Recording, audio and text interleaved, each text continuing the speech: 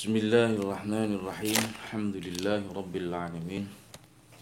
Salatu wassalamu ala asyrafil anbiya'i wal mursalin sayyidina wa maulana Muhammadin wa ala alihi wa sahbihi ajma'in. Wa'ad. Untuk pertemuan kedua ini ilmu balaghah yang dibahas di kelas 3 ya, dimulai dari bagian yang kedua yaitu ilmu bayan. Karena sebagaimana kita ketahui, ilmu balaghah ada 3 bagian. Yang pertama ilmu ma'ani, yang kedua ilmu bayan, dan yang ketiga adalah ilmu badi'. Apa itu ilmu bayan? Nah, ini kita akan bicarakan pada pertemuan yang kedua ini. Al-fannu tsani ilmu bayan. Fannul bayani ilmu ma bihi urif ta'diyatul ma'na biturqin mukhtalif wuduhuha wahsurhu fi thalathati tashbihin aw majazin aw kinayati wal qasdu bid-dilalatil wad'iyyah على الأصح الفهم للحيثية أقسامها 3 مطابقة تضمن التزام نم السابقة فهي الحقيقة ليس في البيان بحث لها وعكسها العقليتان. Al-fannu tsani ilmul bayan. Utai bagian yang kedua iku ilmul bayan. Fannul bayan utawi ilmu bayan. Ilmun. Jadi al-fan bisa dikatakan ilmu atau bagian juga bisa. Fannul bayani utawi ilmul bayan ilmu iku ngawurai perkara bihi kang kelawan ma'urifah den kawurai apa takdiyatul makna apa nyampeake makna siji biuturukin kelawan pira-pira cara mukhtalifin kang beda-beda apa wuduhuha pertelane mau turuk Wahsur lan becik batesi sapa sirahu ing ilmul bayan fi salasatin ing dalem 3 pira-pira bab. Pertama tasbih au majazin lan majaz au kinayatin lan kinayah. Jadi ini adalah definisi dari ilmul bayan.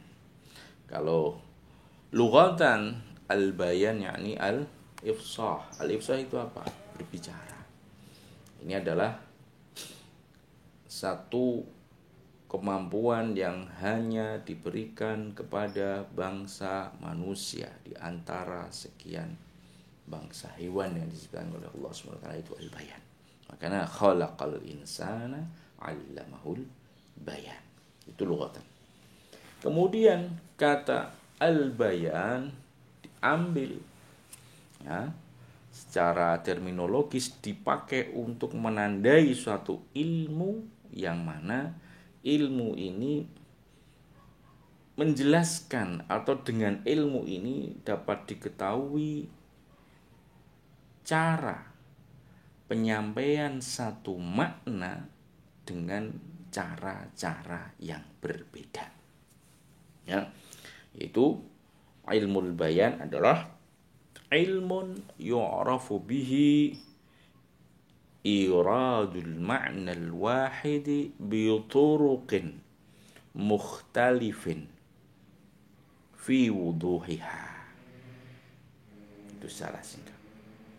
Yaitu satu ilmu yang dipakai, itu perangkat ilmu untuk mengetahui tata cara penyampaian satu makna dengan cara yang berbeda-beda. Jadi begini, sebetulnya orang mau menyampaikan bahwa memuji seorang kekasihnya, engkau cantik, bisa dengan cara biasa, anti jamilah.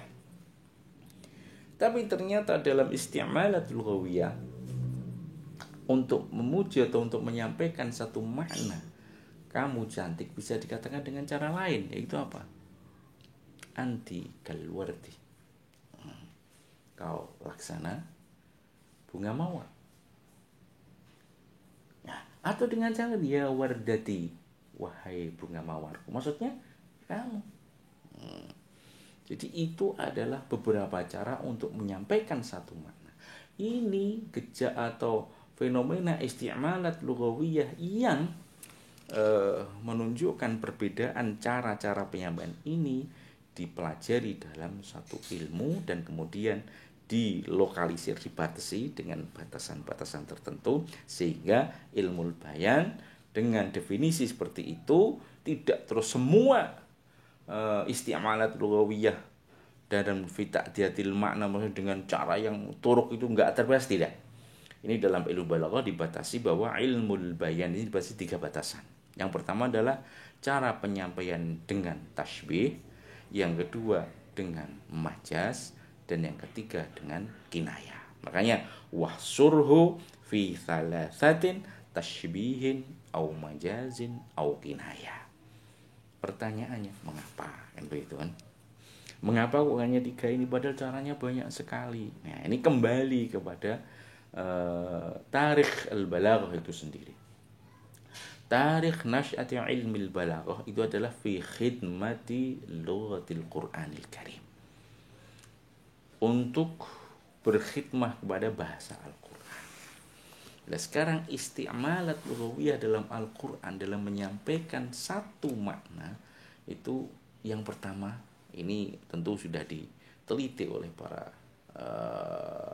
pendiri atau pencetus ilmu balaghah, walid ilmu balaghah, di antara Imam Abdul Qahir al-Jurjani, yang paling banyak dengan cara tasybih. Bagaimana Allah menjelaskan tentang orang munafik. Pertama dipaparkan, wa minan nasi may yaqulu amanna billahi wal yaumil akhir wa ma hum bimu'minin yukhadi'una Allah, dan seterusnya. Kemudian ada di antara manusia itu yang mengatakan beriman kepada Allah dan hari akhir, tapi kenyataannya tidak. Terus Allah menjabarkan dengan cara tasbih, mathaluhum kamathalil ladzi istawqada nara kullama adha'at ma hawlahu dhahaballahu binurihim. Nah, ini perumpamaan mereka seperti tak ubahnya kamathalil ladzi istawqada nara.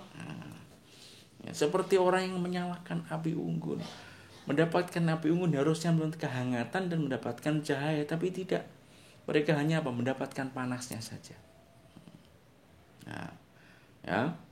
Atau dengan perumpamaan lain, mathaluhum au qasayyibim minas sama fihi dhulumatu wa ra'd, dan seterusnya. Semuanya dengan masal. Bagaimana Allah menanamkan supaya motivasi untuk bersedekah. Mathalul ladzina yunfiquna amwalahum fi sabilillahi kamathali habbatin ambatat sab'a sanabila fi kulli sumbulatin mi'atu habbah. Bagaimana Allah menunjukkan kepada kita perumpamaan orang yang bersedekah dengan satu sedekah saja, satu tor aja, sesuatu yang sangat sepele, tapi Allah dari satu itu melipat gandakan. Buktinya apa? Sedekah itu seperti orang menanam padi. Kamathali habbatin, satu biji padi. Ambatat sab'a sanabil, satu biji padi bisa tumbuh darinya berapa? 7 tangkai. Dari 7 tangkai ini fikuli sumbulatin mi'atu habbah, ada lebih dari 100 padi. Bayangkan, ini Allah menghitungnya dengan kata 100. Kalau kita hitung satu tangkai padi berapa? Itulah perumpamaan. Oh, dengan demikian berarti apa? Orang semakin ngerti gambarannya bagaimana Allah melipat gandakan pahala bersedekah. Ketika Allah menceritakan bagaimana para sahabat Nabi bersama Nabi, berjuang bersama Nabi, itu digambarkan masal dzalika masalun fit Taurat kamatsali zar'in akhraja syat'ahu dan akhir. Itu semua adalah cara-cara penyampaian dengan model tasbih dan banyak sekali dalam Al-Qur'an. Oleh karena itu maka para balaghiyin atau di sini tentu kembali kepada Imam Yusuf As-Sakaki merumuskan untuk bayan, ya, ilmu bayan dibatas yang pertama adalah tasbih. Yang kedua adalah majaz, yang ketiga adalah kinayah. Itulah bahasan dalam ilmu bayan. Apa itu tasbih, apa itu majaz, apa itu kinayah, itu bisa kita lihat pada bab-babnya. Pertanyaan berikutnya, mengapa satu penyampaian, satu makna kok bisa disampaikan dengan banyak cara? Karena memang biasa. Bagaimana satu makna bisa disampaikan dengan beberapa cara. Nah, ya. Jadi karena satu kata itu bisa mempunyai konotasi makna yang juga berbeda-beda. Disinilah yang disebut sebagai apa? Ad-dilalah al-wad'iyah. Satu kata manusia itu bisa punya minimal 3 konotasi makna. Manusia bermakna manusia. Manusia bermakna apa? Kelaziman manusia atau manusia bermakna sebagian manusia. Nah, itu makanya di sini mualif sebelum membahas tentang ilmu bayan secara lebih detail, beliau membahas tentang faslun fid dilalah al-wad'iyah, meskipun ini sebetulnya agak keluar dari bahasan ilmu balaghah karena lebih dekat pada ilmu mantik sebenarnya ini.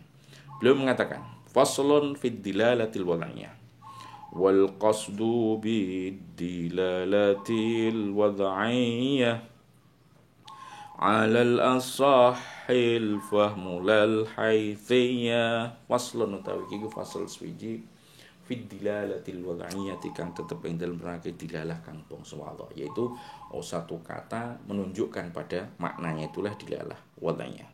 Wal qasdu utawi tujuan maksud bid dilalatil wad'iyati kelawan dilalah kang bangsa wadha alal asahhi menurut kaul atau pendapat yang lebih sahih al-fahmu, ya. Al-fahmu, jadi ad-dilal sih mana al-fahmu. Lal haisiyah ora carane paham, tapi apa? Pemahamannya. Ini dialog mantek sebetulnya. Aksamuha kang utawi pira-pira wernane dilalah wadanya salah satun kono telu mutabaqatun. Sing ini dilalah mutabaqah, ya. Tadhammunan dan dilalah tadhammuniyah, iltizamun dan dilalah iltizamiyah. Amma sabiqatu anapun ta kang pertama fa ya mengetahui kang pertama yang ini dilalah mutabaqah al haqiqah. Itulah yang bakasanat, itulah yang disebut sebagai makna haqiqah. Laisa kang ora ana apa iki makna fil bayan ing dalam ilmu bayan bahthun utawi pembahasan la kedua haqiqah. Wa aksua tapi seliyane sini aksu ora kok swaliyane seliyane al haqiqah al aqliyatan iku bangsa akli karone. Jadi di sini beliau menyinggung masalah dilalah wad'iyah. Yang pertama ada dilalah mutabaqah, yaitu dilatul lafzi ala maknahu, yaitu yang haqiqah. Kalau al-insan maknahu al-haqiqi hayawanun natik, itu dilalah haqiqah pada insan. Tapi kata al-insan juga memunculkan pada juz'i makna, namanya tadhammuniyah. Ketika orang mengatakan insan yang dimaksud sebagian manusia, sebagian dari makna manusia, mungkin hewannya saja. Orang mengatakan saya ini manusia, ya. Maksudnya apa? Seperti hewan. Ya. Ketika orang mengatakan mungkin diundang atau bertamu di rumah temennya lama nggak dikasih makan gitu kan, terus kok lemes, saya ini manusia. Maksudnya apa? Butuh makan. Itu namanya dilalah apa?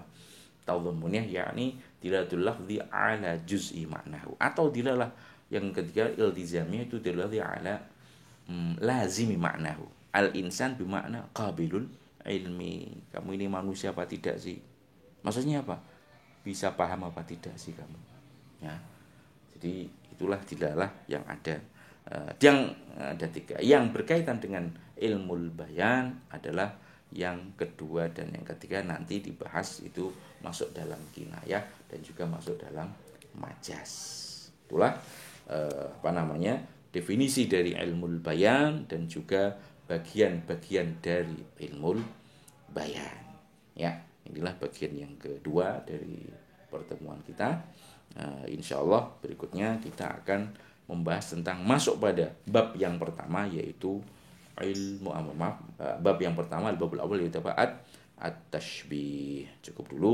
Wallahu ta'ala a'lamu bissawab.